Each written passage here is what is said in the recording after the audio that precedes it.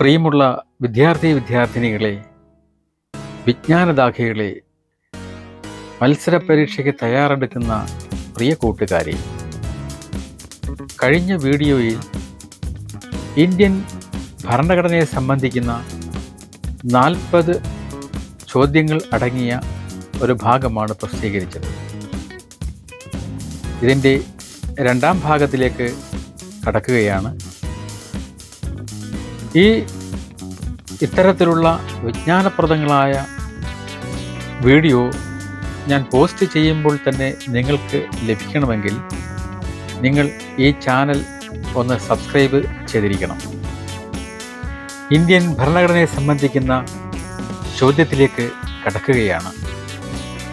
ഈ ഭാഗത്ത് പറയുന്നത് പ്രധാന ഭരണഘടനാ ഭേദഗതികളും അനുബന്ധ വിവരങ്ങളുമാണ്.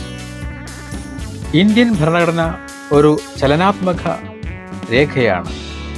കാലഘട്ടത്തിൻ്റെ ആവശ്യങ്ങൾക്കനുസരിച്ച് അതിൽ മാറ്റം വരുത്താനുള്ള അധികാരം പാർലമെൻറ്റിനാണ്. ഈ വിഭാഗത്തിലെ ആദ്യ ചോദ്യം, ഭരണഘടന ഭേദഗതി ചെയ്യാനുള്ള പാർലമെൻറ്റിൻ്റെ അധികാരം ഏത് അനുച്ഛേദത്തിലാണ് പ്രതിപാദിക്കുന്നത്? ഇതിൻ്റെ ഉത്തരം ആർട്ടിക്കിൾ 368. അതായത് ഭരണഘടനാ ഭേദഗതി ചെയ്യാനുള്ള പാർലമെന്റിന്റെ അധികാരം ആർട്ടിക്കിൾ 368 പ്രതിപാദിച്ചിരിക്കുന്നു. ഭരണഘടനാ ഭേദഗതി എന്ന ആശയം ദക്ഷിണാഫ്രിക്കൻ ഭരണഘടനയിൽ നിന്നും കടമെടുത്തതാണ്. അടുത്ത ചോദ്യം, ഏത് ഭരണഘടനാ ഭേദഗതിയാണ് മിനി ഭരണഘടന അല്ലെങ്കിൽ മിനി കോൺസ്റ്റിറ്റ്യൂഷൻ എന്ന് അറിയപ്പെടുന്നത്? ഇതിൻ്റെ ഉത്തരം 42ാം ഭരണഘടനാ ഭേദഗതിയാണ്. 1976 42ാം ഭരണഘടനാ ഭേദഗതിയാണ് മിനി ഭരണഘടന എന്ന് അറിയപ്പെടുന്നത്.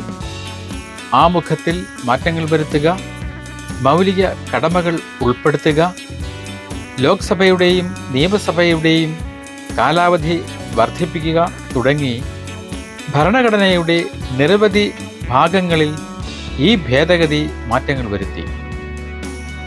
ഇതിലെ വിപുലമായ മാറ്റങ്ങളാണ് ഇതിനെ മിനി ഭരണഘടന എന്ന് വിശേഷിപ്പിക്കാൻ കാരണം.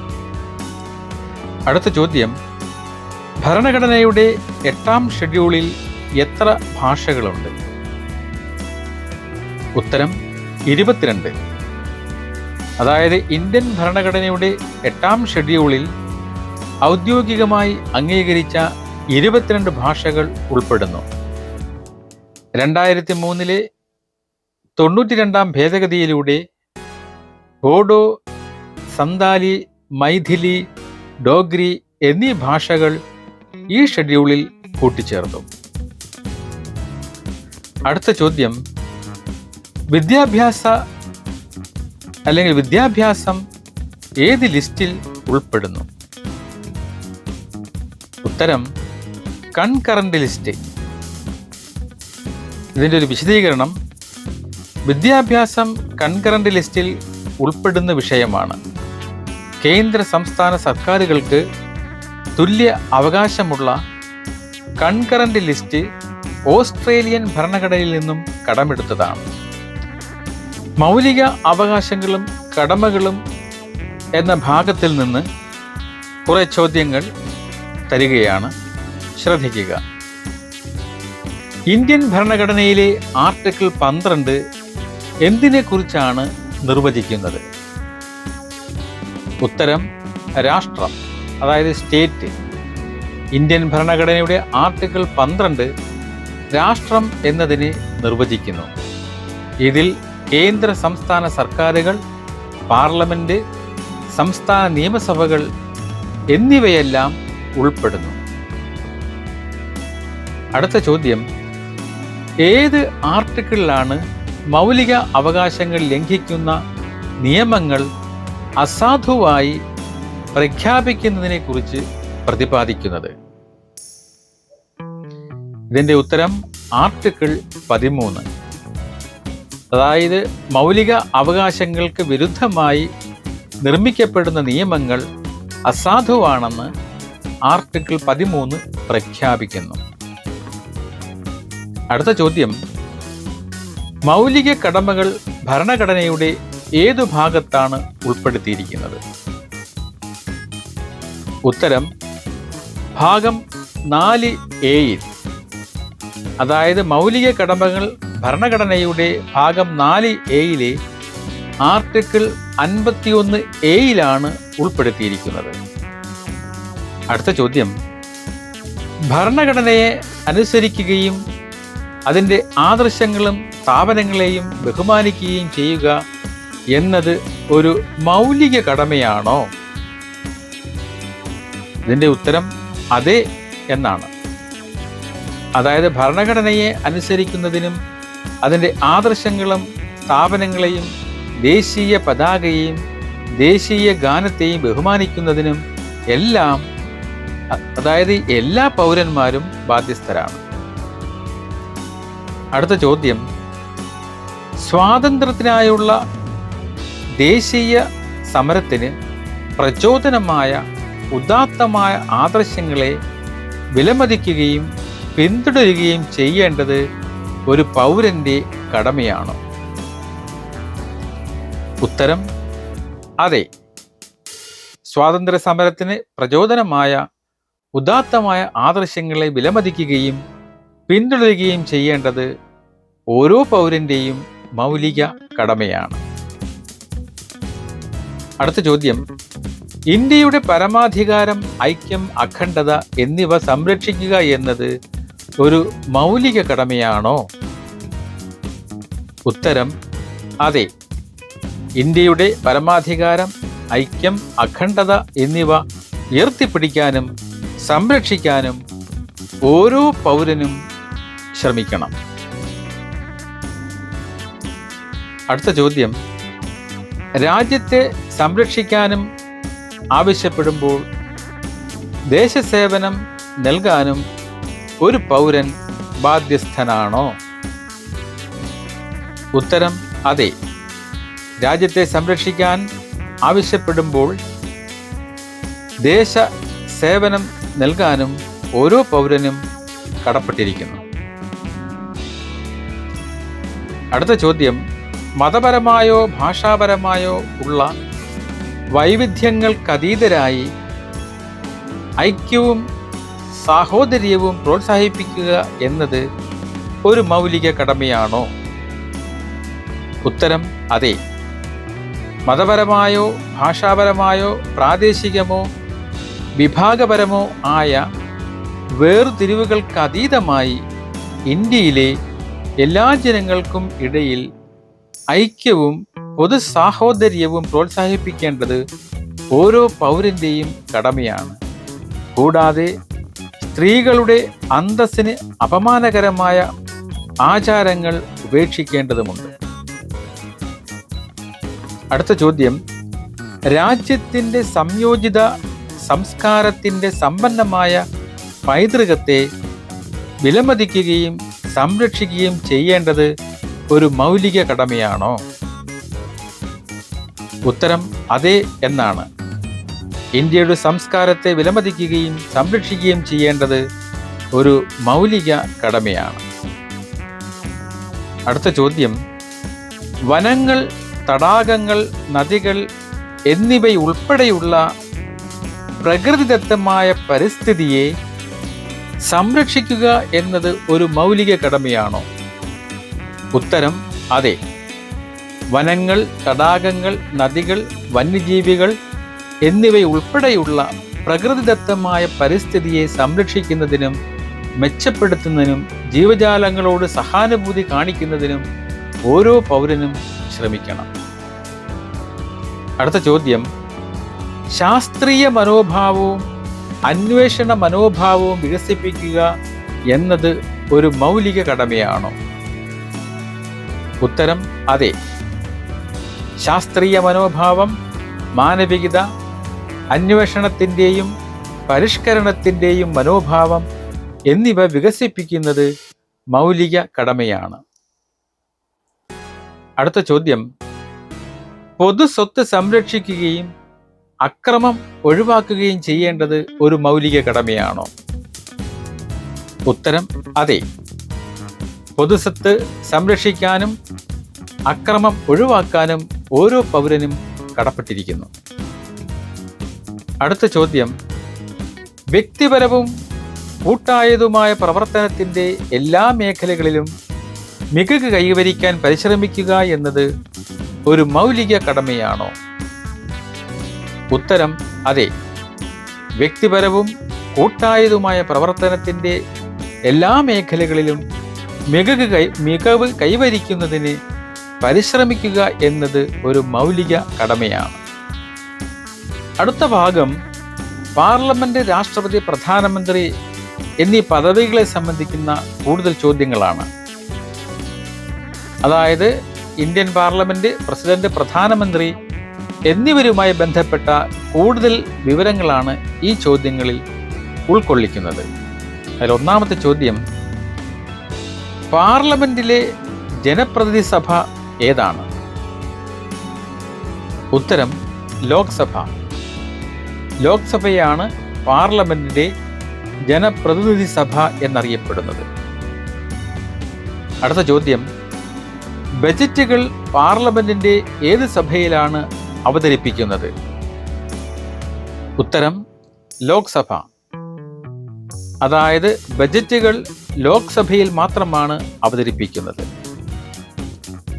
അടുത്ത ചോദ്യം, കേന്ദ്രഭരണ പ്രദേശങ്ങളിൽ നിന്ന് പരമാവധി എത്ര അംഗങ്ങളെ ലോക്സഭയിലേക്ക് തിരഞ്ഞെടുക്കാം?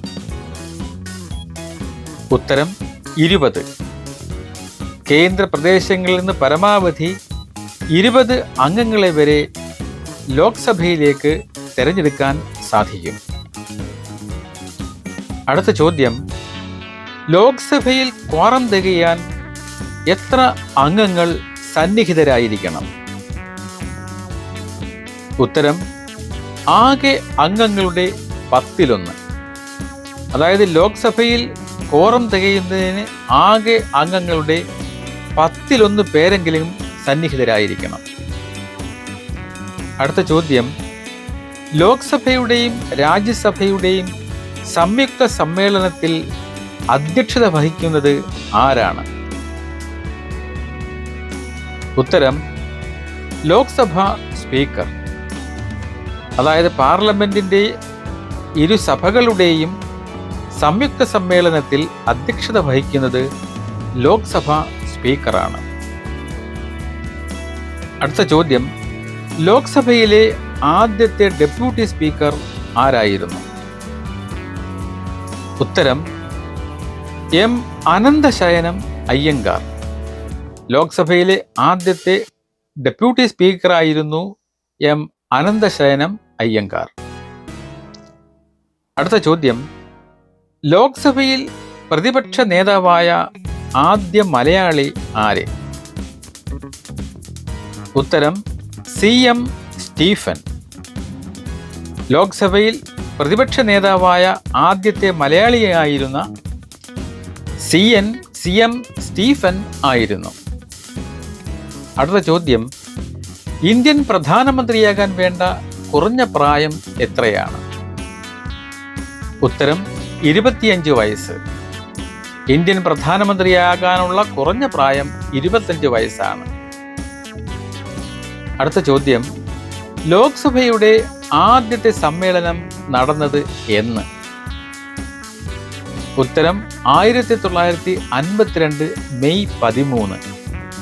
ലോക്സഭയുടെ ആദ്യ സമ്മേളനം 1952 മെയ് 13 നടന്നത്.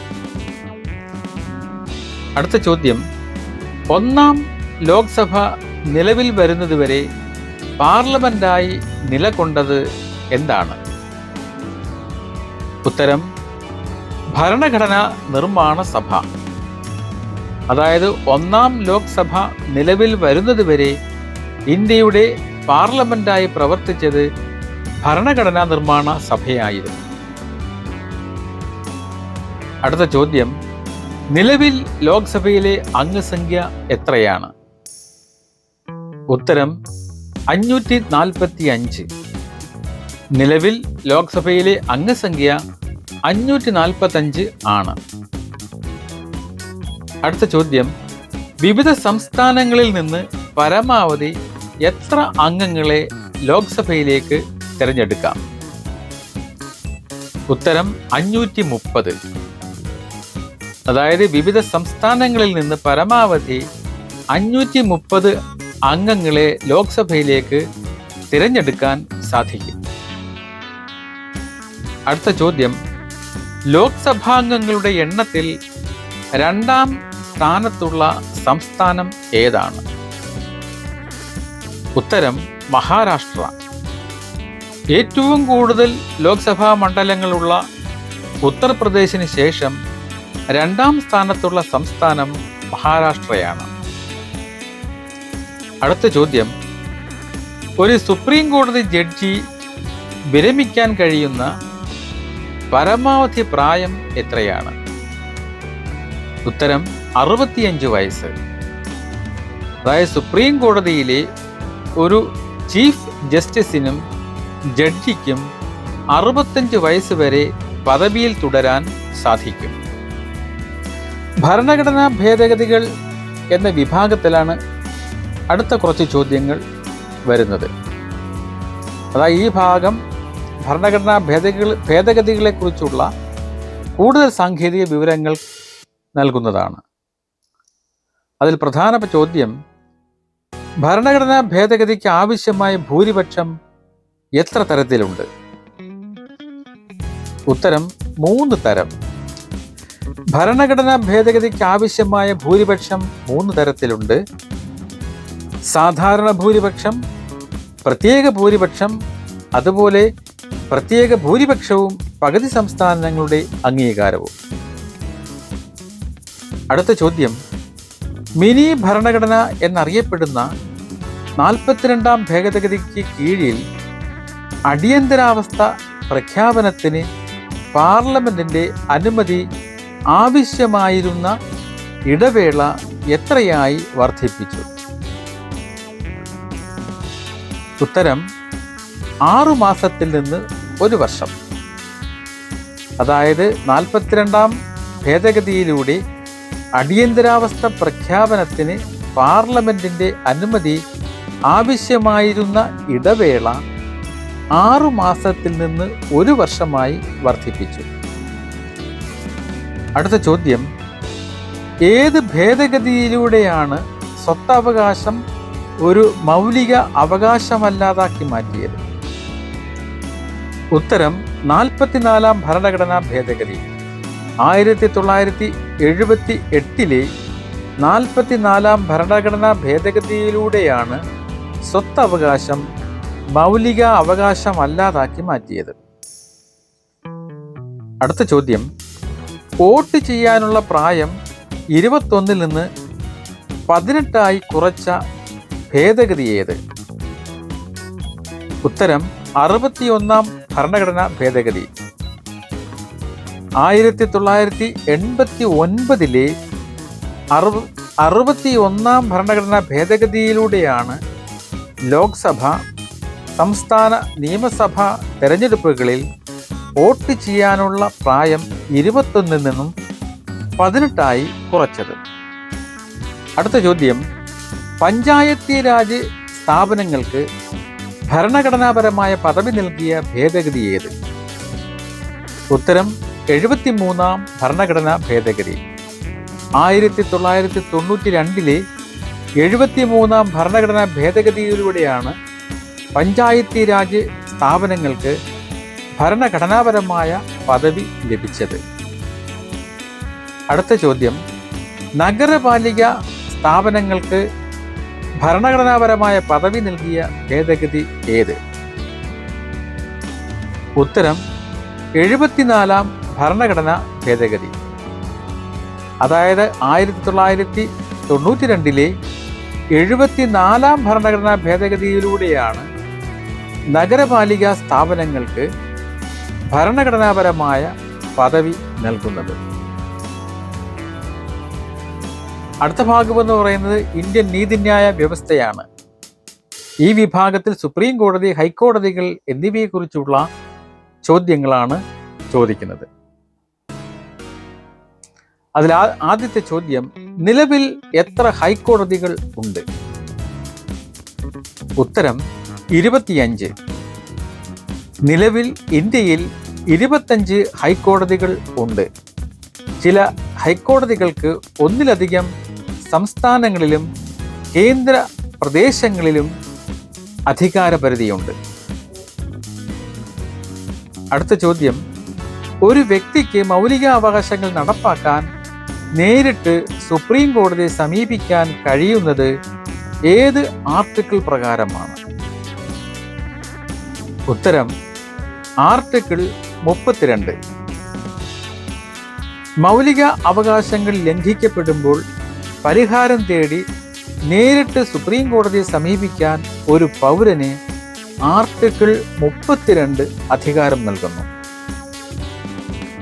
അടുത്ത ചോദ്യം, മൗലിക അവകാശങ്ങൾ നടപ്പാക്കുന്നതിനായി സുപ്രീം കോടതിക്ക് എന്ത് പുറപ്പെടുവിക്കാൻ കഴിയും? ഉത്തരം റിട്ടുകൾ. അതായത് മൗലിക അവകാശങ്ങൾ നടപ്പാക്കുന്നതിനായി സുപ്രീം കോടതിക്ക് റിട്ടുകൾ പുറപ്പെടുവിക്കാൻ അധികാരമുണ്ട്. അടുത്ത ചോദ്യം, സുപ്രീം കോടതി ചീഫ് ജസ്റ്റിസിനെ നിയമിക്കുന്നത് ആരാണ്? ഉത്തരം രാഷ്ട്രപതി. സുപ്രീം കോടതിയുടെ ചീഫ് ജസ്റ്റിസിനെയും മറ്റ് ജഡ്ജിമാരെയും രാഷ്ട്രപതിയാണ് നിയമിക്കുന്നത്. അടുത്ത ചോദ്യം, സുപ്രീം കോടതി ചീഫ് ജസ്റ്റിസ് ആകാൻ ഹൈക്കോടതി ജഡ്ജിയായി എത്ര വർഷത്തെ പരിചയം വേണം? ഉത്തരം 5. അതായത് ഒരു ഇന്ത്യൻ പൗരന് സുപ്രീം കോടതി ചീഫ് ജസ്റ്റിസ് ആകണമെങ്കിൽ ഹൈക്കോടതി ജഡ്ജിയായി 5 വർഷം പരിചയമോ അല്ലെങ്കിൽ ഹൈക്കോടതിയിൽ 10 വർഷത്തെ അഭിഭാഷക പരിചയമോ ഉണ്ടായിരിക്കണം. അടുത്ത ചോദ്യം, സുപ്രീം കോടതി ചീഫ് ജസ്റ്റിസിന്റെ പ്രധാന ചുമതലകളിൽ ഒന്ന് എന്താണ്? ഉത്തരം കേസുകളുടെ അലോക്കേഷനും ഭരണഘടനാ ബെഞ്ചുകളുടെ നിയമനവും. അതായത് സുപ്രീം കോടതിയുടെ ഭരണപരമായ തലവൻ എന്ന നിലയിൽ കേസുകളുടെ അലോക്കേഷനും നിയമവുമായി ബന്ധപ്പെട്ട എല്ലാ ഭരണഘടനാ ബെഞ്ചുകളുടെയും നിയമനം നടത്തുന്നത് ചീഫ് ജസ്റ്റിസാണ്. ഇനി ചോദിക്കാൻ സാധ്യതയുള്ള കുറച്ച് ചോദ്യങ്ങളെന്ന് പറയുന്നത് ഭരണഘടനയുമായി ബന്ധപ്പെട്ട ചില പൊതു ചോദ്യങ്ങളാണ്. അതിൽ ആദ്യത്തെ ചോദ്യം, ഇന്ത്യൻ ഭരണഘടനയുടെ മുഖ്യഭാഗവും കടമെടുത്തത് ഏത് നിയമത്തിൽ നിന്നാണ്? ഉത്തരം government of India act. Indian ഭരണഘടനയുടെ വലിയൊരു ഭാഗവും ഗവൺമെന്റ് ഓഫ് ഇന്ത്യ ആക്ട് 1935 നിന്ന് കടമെടുത്തതാണ്. ഫെഡറൽ വ്യവസ്ഥ, ജുഡീഷ്യറി, ഗവർണർ, പബ്ലിക് സർവീസ് കമ്മീഷനുകൾ, അടിയന്തരാവസ്ഥ വ്യവസ്ഥകൾ എന്നിവയെല്ലാം ഈ നിയമത്തെ അടിസ്ഥാനമാക്കിയുള്ളതാണ്.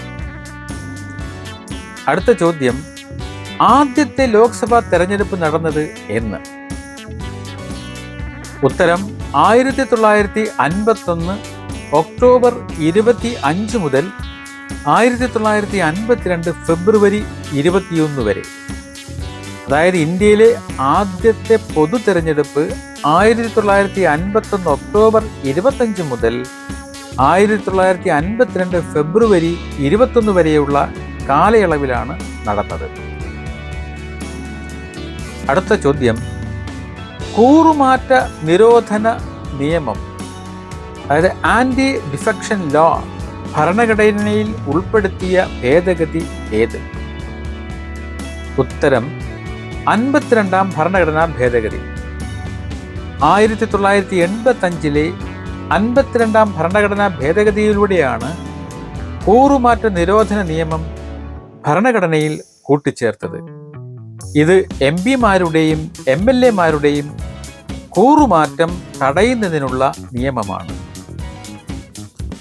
അടുത്ത ചോദ്യം: ഒരു വ്യക്തിക്ക് പരമാവധി എത്ര മണ്ഡലങ്ങളിൽ നിന്ന് മത്സരിക്കാൻ കഴിയും?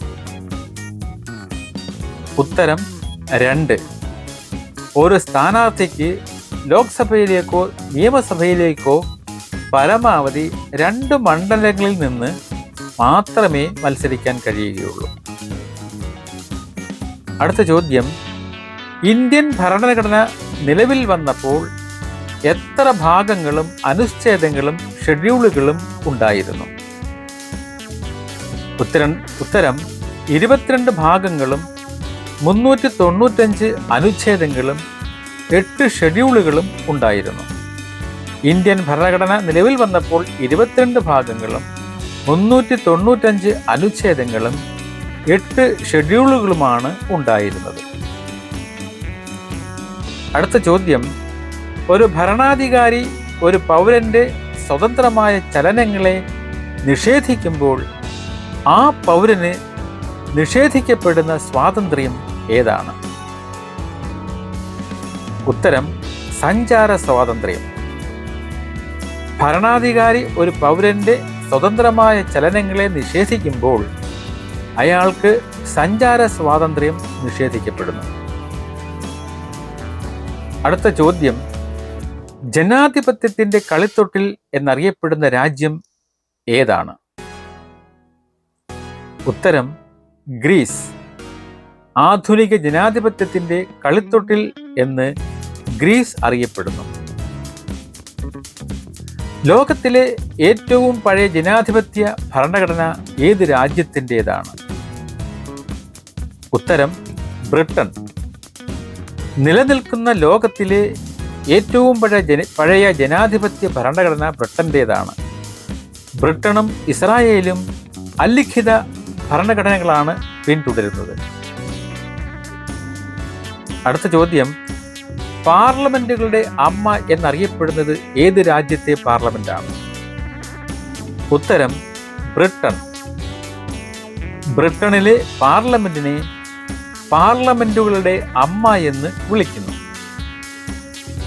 അടുത്ത ചോദ്യം: ഇന്ത്യയിലെ ഏത് കോടതിയിലും ഹാജരാകാൻ അവകാശമുള്ള ഉദ്യോഗസ്ഥൻ ആരാണ്? ഉത്തരം അറ്റോർണി ജനറൽ.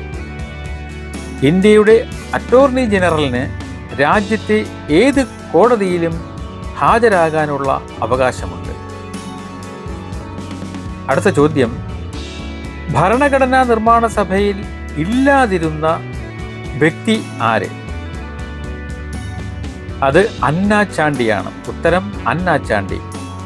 അതായത് ഭരണഘടനാ നിർമ്മാണ സഭയിൽ ദാക്ഷായണി വേലായുധൻ, ആനി മസ്ക്രിൻ, അമ്മു സ്വാമിനാഥൻ എന്നിവരുണ്ടായിരുന്നു. അന്നാ ചാണ്ടി ഭരണഘടനാ നിർമ്മാണ സഭയിൽ അംഗമായിരുന്നില്ല. അടുത്ത ചോദ്യം: ഇന്ത്യൻ ഭരണഘടനയുടെ ആമുഖം എഴുതി തയ്യാറാക്കിയത് ആരാണ്? ഉത്തരം ജവഹർലാൽ നെഹ്റു. ജവഹർലാൽ നെഹ്റു അവതരിപ്പിച്ച ഉദ്ദേശ്യ പ്രമേയത്തെ അടിസ്ഥാനമാക്കിയാണ് ഇന്ത്യൻ ഭരണഘടനയുടെ ആമുഖം എഴുതി തയ്യാറാക്കിയത്. അടുത്ത ചോദ്യം: ഭരണഘടനയുടെ 8-ാം ഷെഡ്യൂളിൽ ഏത് ഭേദഗതിയിലൂടെയാണ് ബോഡോ, സന്താലി, മൈഥിലി, ഡോഗ്രി എന്നീ ഭാഷകൾ കൂട്ടിച്ചേർത്തത്? ഉത്തരം 92-ാം ഭരണഘടനാ ഭേദഗതി. 2003 92-ാം ഭേദഗതിയിലൂടെയാണ് ഈ ഭാഷകൾ 8-ാം ഷെഡ്യൂളിൽ ഉൾപ്പെടുത്തിയത്. അടുത്ത ചോദ്യം: ഭരണഘടനയുടെ അനുച്ഛേദം 19 പ്രകാരം ഏതൊക്കെ കാര്യങ്ങൾക്കാണ് പൗരന്മാർക്ക് സ്വാതന്ത്ര്യം ലഭിക്കുന്നത്? ഉത്തരം അഭിപ്രായ സ്വാതന്ത്ര്യം, സംഘടനാ സ്വാതന്ത്ര്യം, സഞ്ചാര സ്വാതന്ത്ര്യം, തൊഴിൽ സ്വാതന്ത്ര്യം എന്നിവയാണ്. അതായത് ഭരണഘടനയുടെ അനുച്ഛേദം 19 അഭിപ്രായ സ്വാതന്ത്ര്യം, സമാധാനപരമായി സംഘടിക്കാനും സമ്മേളിക്കാനുമുള്ള സ്വാതന്ത്ര്യം, ഇന്ത്യയിൽ എവിടെയും സഞ്ചരിക്കാനുള്ള സ്വാതന്ത്ര്യം, എവിടെയും താമസിക്കാനുള്ള സ്വാതന്ത്ര്യം, ഏത് തൊഴിലും ചെയ്യാനുള്ള സ്വാതന്ത്ര്യം എന്നിവ ഉറപ്പു നൽകുന്നു. അടുത്ത ചോദ്യം, ഇന്ത്യൻ ഭരണഘടനയുടെ ഏതു ഭാഗത്തെയാണ് ഇന്ത്യയുടെ മാഗ്ന കാർട്ട എന്ന് വിശേഷിപ്പിക്കുന്നത്? ഉത്തരം ഭാഗം 3. മൗലിക അവകാശങ്ങൾ പ്രതിപാദിക്കുന്ന ഭരണഘടനയുടെ ഭാഗം 3-നെയാണ് ഇന്ത്യയുടെ മാഗ്ന കാർട്ട എന്ന് വിശേഷിപ്പിക്കുന്നത്. അടുത്ത ചോദ്യം, എത്ര തരം റിട്ടുകളാണ് ഇന്ത്യൻ ഭരണഘടനയിൽ ഉള്ളത്? ഉത്തരം 5. അതായത് ഹേബിയസ് കോർപ്പസ്, മാൻഡമസ്, പ്രൊഹിബിഷൻ, സെൻസോറിയോറിറ്റി, കോ വാറണ്ടോ എന്നിങ്ങനെ 5 തരം റിട്ടുകളാണ് ഇന്ത്യൻ ഭരണഘടനയിൽ ഉള്ളത്. മൗലിക അവകാശങ്ങൾ ലംഘിക്കപ്പെടുമ്പോൾ ഇവ പുറപ്പെടുവിക്കാൻ സുപ്രീം കോടതിക്ക് അധികാരമുണ്ട്. അടുത്ത ചോദ്യം, ഇന്ത്യൻ ഭരണഘടനയുടെ ആദ്യ ഭേദഗതി നടന്നത് ഏതു വർഷമാണ്? ഉത്തരം 1951.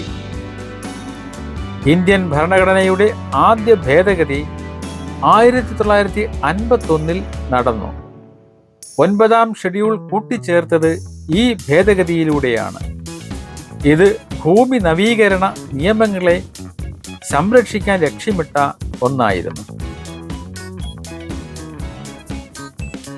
ഇപ്രകാരത്തിൽ 100 ചോദ്യങ്ങളും ചോദിച്ചു കഴിഞ്ഞിരിക്കുകയാണ്.